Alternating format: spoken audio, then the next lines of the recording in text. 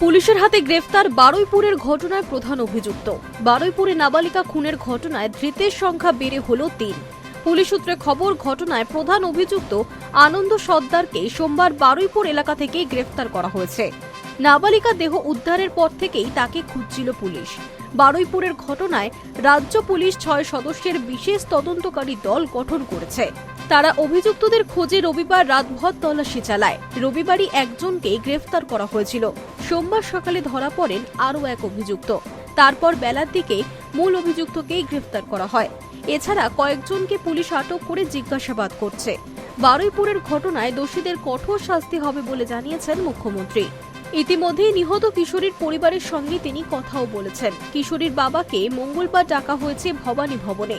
প্রাথমিকভাবে এই ঘটনায় ৩টি মামলা রুজু করেছে পুলিশ। খুনের পাশাপাশি গণপিটুনিতে সন্দেহভাজনের মৃত্যু এবং পুলিশকে মারধরের পৃথক মামলা হয়েছে। শুভেন্দু অধিকারী সোমবার জানিয়েছেন, মামলার সংখ্যা আরও বেড়েছে। রেললাইন অবরোধের ঘটনাতেও পৃথক মামলা করে তদন্ত শুরু করেছে পুলিশ।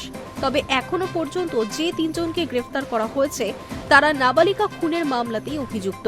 মুখ্যমন্ত্রী বলেন, ৪টি মামলা হয়েছে। একটি জঘন্যতম অপরাধের মামলা ছাড়া ৩টি হয়েছে। বাবার সঙ্গে কথা বলেছি, তিনি বিচার চেয়েছেন। মুখ্যমন্ত্রীর কথায় পরিবারের তরফে ৪ জনের বিরুদ্ধে অভিযোগ করা হয়েছে। ৩ জন আটক, যাদের সঙ্গে পলাতক ২ আসামির কথোপকথন হয়েছে। আইজি, এসটিএফ কাজ করছে। সরকারের কাছে পরিবার যা যা চেয়েছে তা করা হচ্ছে।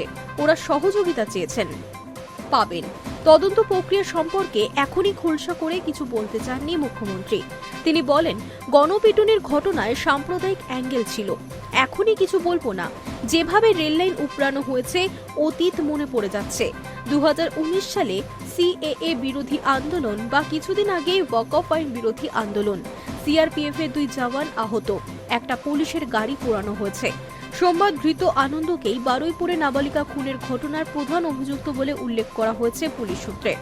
এসটিএফ, এসওজির যৌথ অভিযানে তাকে গ্রেফতার করা হয়েছে। মঙ্গলবার তাকে আদালতে হাজির করানো হতে পারে। Hi news network.